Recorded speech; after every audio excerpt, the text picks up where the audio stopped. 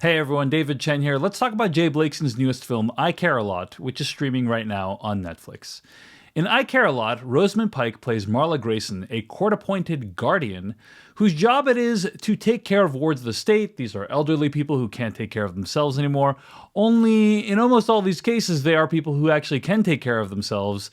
And Marla Grayson has just convinced this entire chain of institutions to put them into her care so she can sell all of their belongings and milk them for all they're worth. This is all going super well for Marla Grayson and her partner, played by Isaac Gonzalez, until they encounter the wrong woman to make a ward of the state, the mother of a Russian mobster played by Peter Dinklage. Now, I want to start by saying I really enjoyed the first two-thirds of this movie.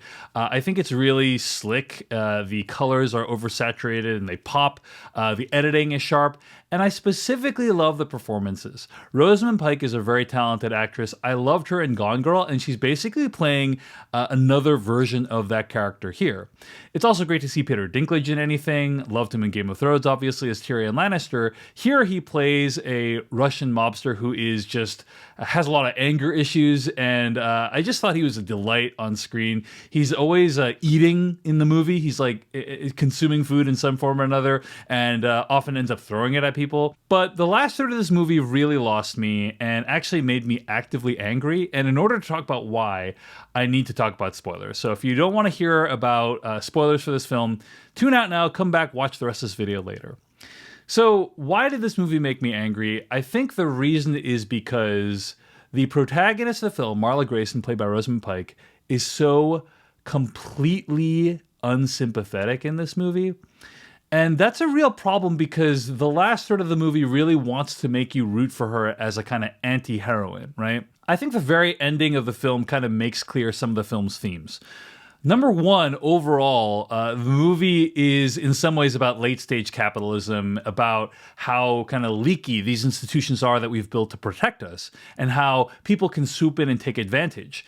And so the end of the film is kind of about how, like, wow, look at how late-stage capitalism makes monsters of us all, it makes victims of us all, and I think that's kind of landed by the fact that she builds this whole empire around her guardianship, which doesn't make any sense in my opinion, because I think different laws in different states would make it harder to do this, but whatever, we'll leave that aside. Then Marla Grayson gets straight up murdered by Macon Blair, who plays the son of a wronged party from earlier on in the film. We saw him in the opening. And I think ultimately what the movie's trying to say there is that, hey, even though she was able to experience some success, she was driven by the American dream. Take more, take whatever you can, victimize people who are willing to be victimized, all that stuff. If you do that to its logical extreme, you will end up pissing off some people and it will come back to bite you. So there is some notion of some consequences for your actions. But as I mentioned, the problem is that this character, Marla Grayson, is made out to be so unforgivable early on. I mean, this is a woman who victimizes old people.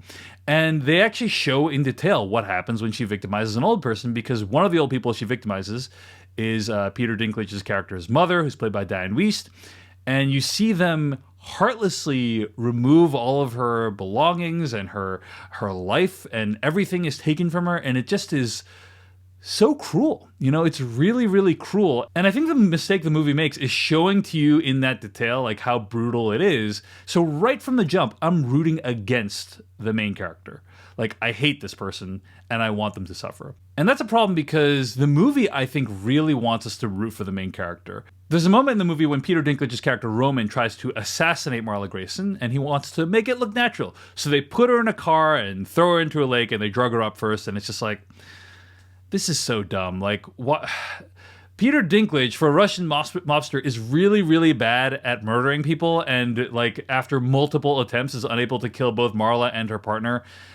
So that kind of stretches credulity, but whatever. Let's just go with it. The movie is clearly positioning you to root for this character, Marla Grayson, to want her to live, to want her to survive, to want her to triumph.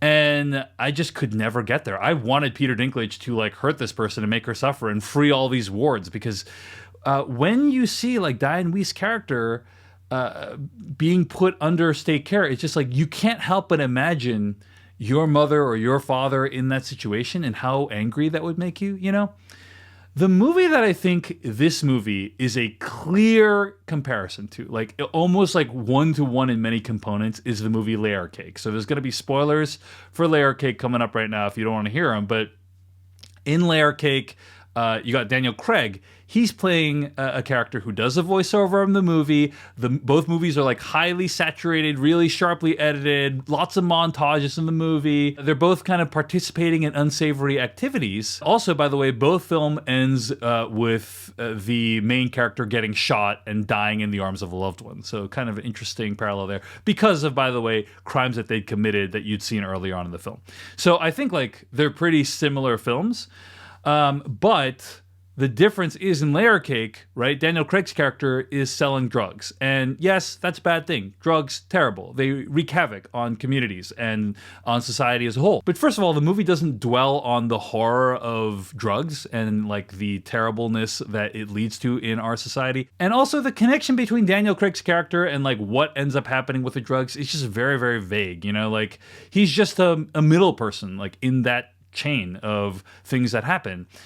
Whereas Marla Grayson in I Care a Lot is directly responsible for these people's suffering and misery. That's why I could root for a character like Daniel Craig in Layer Cake, and I can't really root for Marla Grayson. I mean, even Rosamund Pike's character in Gone Girl, I'm like a huge fan of her. I'm like, hey, this woman was wronged, and that in some ways made everything else she did in that movie understandable in Gone Girl.